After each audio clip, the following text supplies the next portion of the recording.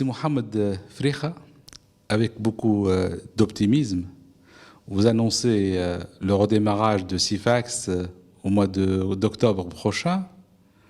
Avec quel plan?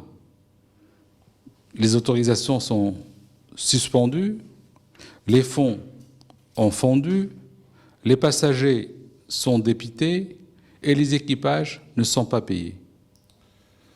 Donc, on a présenté un plan de redressement à SOS Entreprises au ministère de l'Industrie et on est clair dans nos démarches. Donc, la première des choses, c'est qu'on va essayer de rééchelonner les dettes sur 7 ans avec une période de grâce de 2 ans, 2016-2017. La deuxième des choses, on va essayer d'avoir de la liquidité donc pour faire redémarrer la compagnie. Cette liquidité va provenir en partie d'une augmentation de capital et une recomposition de comptes courants associés en augmentation de capital aussi, mais il va y avoir aussi certains dépôts qui vont être récupérés par la compagnie. Ils étaient chez des clients? Chez des fournisseurs plutôt. Des fournisseurs, oui. Des fournisseurs. Et puis au niveau des passagers, on a déjà entamé les procédures pour les rembourser via l'IATA et via Wirecard pour tout ce qui est paiement par carte bancaire. Tous les passagers? Une partie des passagers, l'autre partie sera remboursée une fois l'activité reprend. C'est pour cela que je suis en train de défendre la reprise de l'activité avec beaucoup de ténacité. Maintenant, pour les autorisations, elles vont être reconduites une fois on a préparé le plan de maintenance avec Tunisair Technics. L'injection de fonds portera sur combien à peu près? Nos besoins aujourd'hui, c'est 10 millions de dinars immédiats, plus éventuellement 10 millions de dinars de fonds de roulement. Vous allez payer les fournisseurs? Bien sûr, on va les payer, mais avec un rééchelonnement de la dette. On va les payer. On va demander aussi à certains fournisseurs de recomposer cette dette-là en actions dans la société. Les fournisseurs vont devenir actionnaires? Il y a une partie de fournisseurs qu'on va leur proposer cette solution. Qu'est-ce qui va se passer lors de l'Assemblée générale ce mardi 8 septembre? Donc j'étais tout à l'heure en réunion avec l'association des petits actionnaires. J'ai expliqué en toute transparence les 3 ans de Sifax et j'ai dit est-ce que je peux faire autre chose? Ils ont tous compris la bonne foi et la bonne volonté et vont nous aider, les petits actionnaires, à redresser l'activité de la société. Donc on va présenter en toute transparence la situation de l'entreprise. Les petits actionnaires et les actionnaires institutionnels, ce sont nos actionnaires, on est tous des partenaires, on doit ensemble trouver la solution. Et les gros actionnaires? Les gros actionnaires, moi j'ai fait le plus que je peux faire, donc j'ai investi en tout 60 millions de dinars dans la compagnie, dont 27 millions de dollars en compte courant associé entre 2015 et 2014. À ce jour, vous n'avez pas interjeté appel à la décision du CMF? Ça va être fait demain. Demain, donc avec le CMF, j'ai travaillé en toute transparence et j'ai assisté à la réunion et j'ai dit ce que je pensais. Moi, personnellement, j'étais choqué par leur communiqué et donc je dois réagir dans le sens de l'accord qu'on a eu ensemble dans cette réunion-là. Réflexion faite avec un peu de recul, même si c'était une zone de tempête. Quelle a été, d'après vous, en autocritique, en reconnaissance d'une réalité, l'erreur fatale que vous avez commise? Moi, je pense j'ai travaillé ce projet-là avec beaucoup de volonté, avec un esprit pour aider mon pays et ma région. Il y a eu des circonstances très difficiles dans le pays que personne ne s'attendait. D'ailleurs, on voit que même au niveau du gouvernement, on a loupé beaucoup d'engagement parce qu'il y a des choses qui n'étaient pas prévues, qui sont passées dans le pays. Il y a aussi la situation régionale, surtout en Libye. Mais je dirais l'Airbus 330, la panne de l'Airbus 330 était fatale pour nous. Il n'y avait pas aussi une erreur de manque de communication financière? Vous n'avez pas été souvent devant les intermédiaires en bourse pour leur expliquer la situation tous les 3 mois, tous les 4 mois, pour les tenir au courant? En fait, d'abord, la comptabilité au niveau des compagnies aériennes, elle est très complexe. Et donc, on a recruté des gens, les informer. Après, lorsque la situation de la compagnie est devenue difficile, ils nous ont quittés. Donc, c'est ça qui a créé ce retard dans les états financiers. On a aussi un système d'information qui n'était pas très prêt, parce que les systèmes d'information dans l'aérien ils sont très complexes.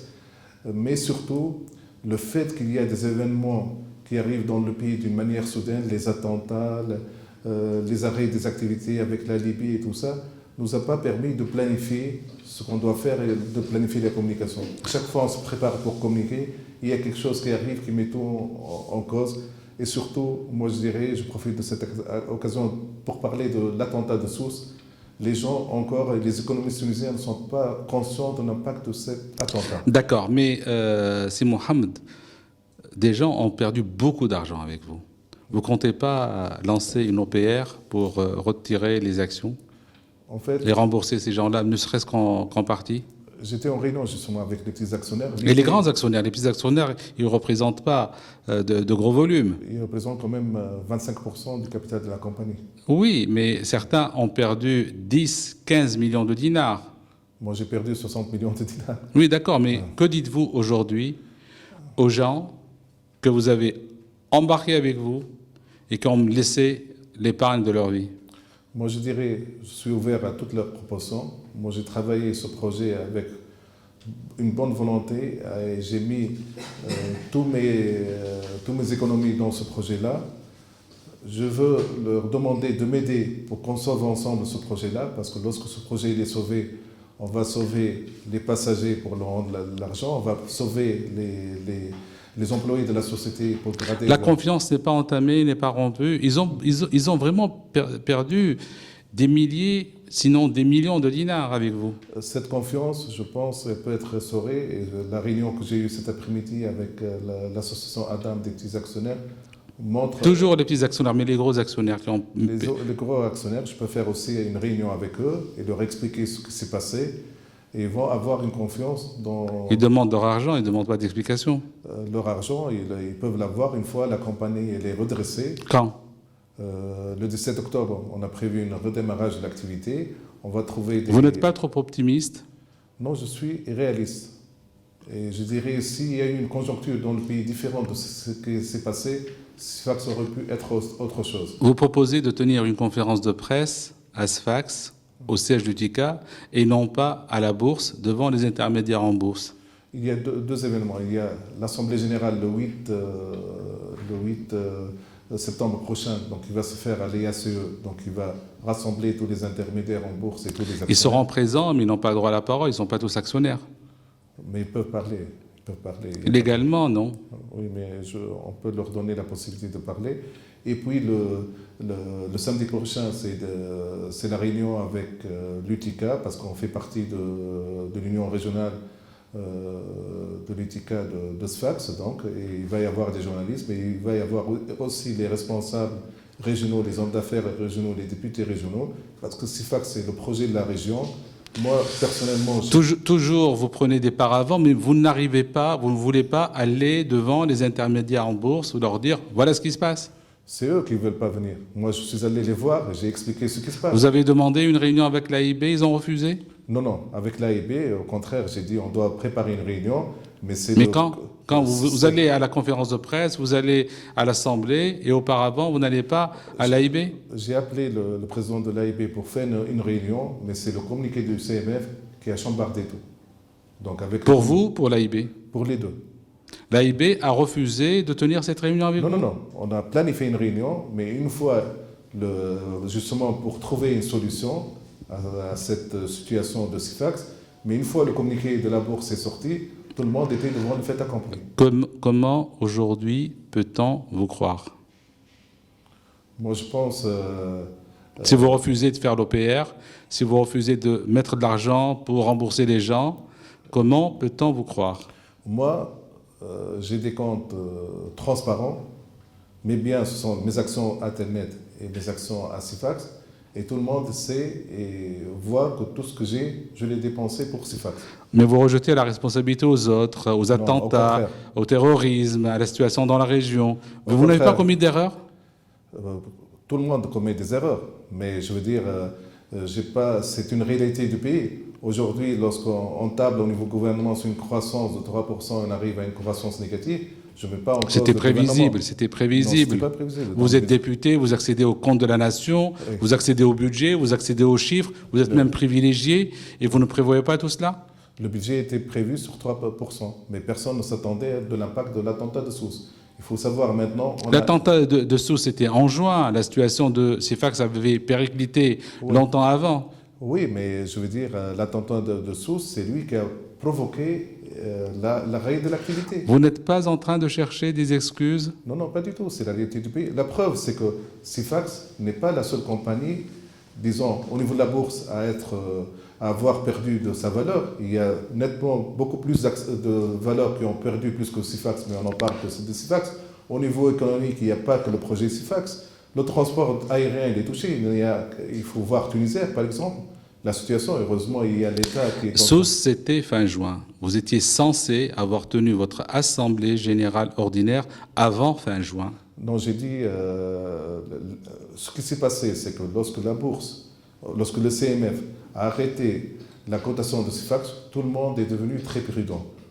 C'était en décembre. Oui, c'était en décembre. Il y a longtemps déjà. Il y a longtemps avant déjà. Bardo et avant... Tout à fait. On a commencé à préparer les états financiers et tout le monde, à chaque fois, le commissaire au compte, il demande 15 jours pour revoir. Il doit contacter tous les fournisseurs étrangers. Il a peur, le commissaire au compte, avec l'arrêt de la cotation de Sifax. Et donc ça, on était prêt fin juin. Il a demandé encore 15 jours pour faire une revue et de contacter les fournisseurs. La suspension était prévisible. Vous n'avez pas présenté des états financiers à temps. Vous n'avez pas présenté les indicateurs prévisionnels.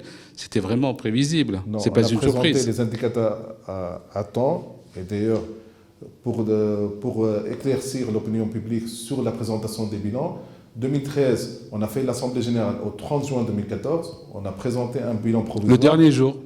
Oui, le dernier jour. Légal. Parce qu'il faut savoir, et ça j'ai dit, une compagnie aérienne qui démarre avec un chiffre d'affaires d'un seul coup de 140 millions de dinars, avec des spécificités dans l'aérien, parce que je vous donne un exemple. Le chiffre d'affaires, nous, on a comptabilisé les billets d'avion, apparemment, et les gens ils disent non, il faut comptabiliser justement les passagers transportés. Et là, il y a plusieurs... Vous n'étiez pas un peu trop ambitieux en programmant la ligne sur Montréal, en pensant au Brésil, à Pékin, en achetant cet avion privé?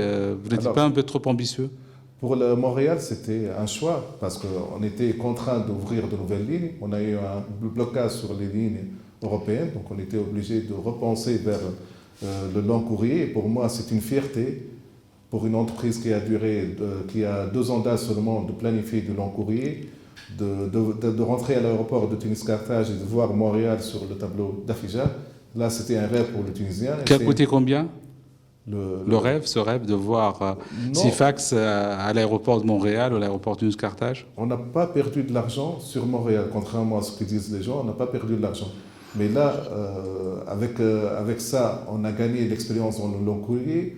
On a eu la certification ITOPS transatlantique, qui est la première entreprise tunisienne à avoir fait ça.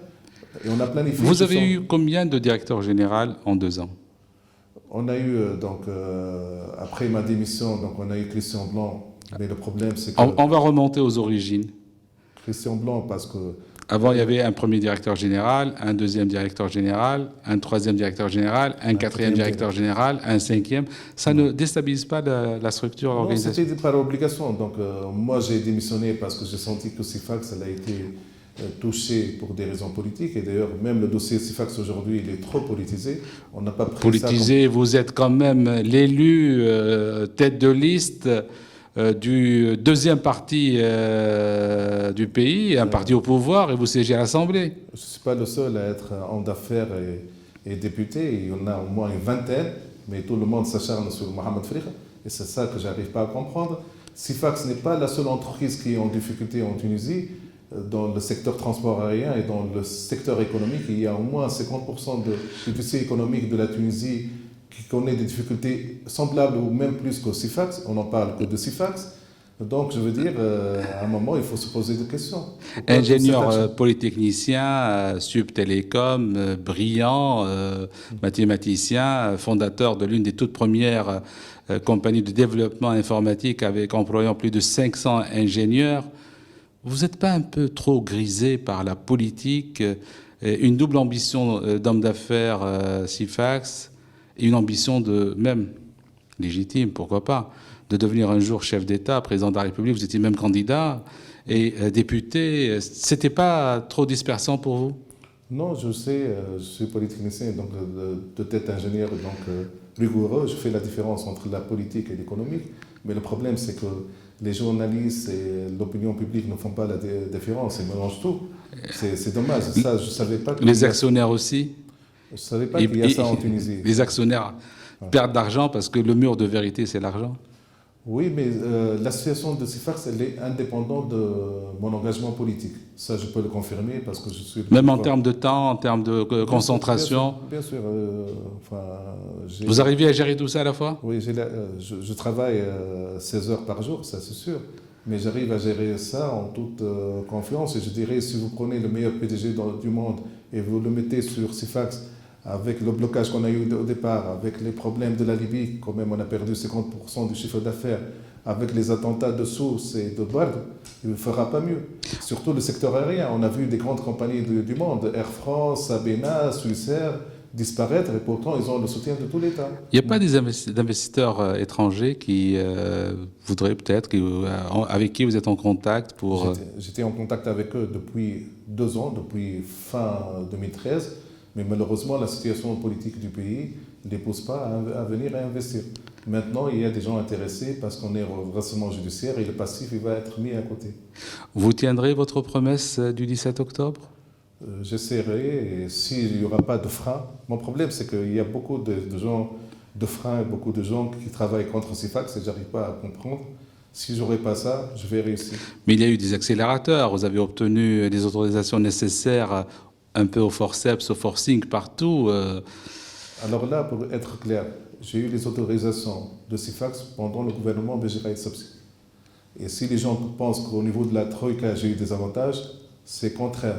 Le premier vol inaugural n'avait pas été effectué par Khaïd Sepsi.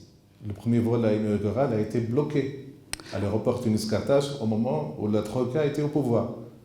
Donc, mais le vol inaugural le vol inaugural... Sur Sfax, il était effectué par qui un 20 mars?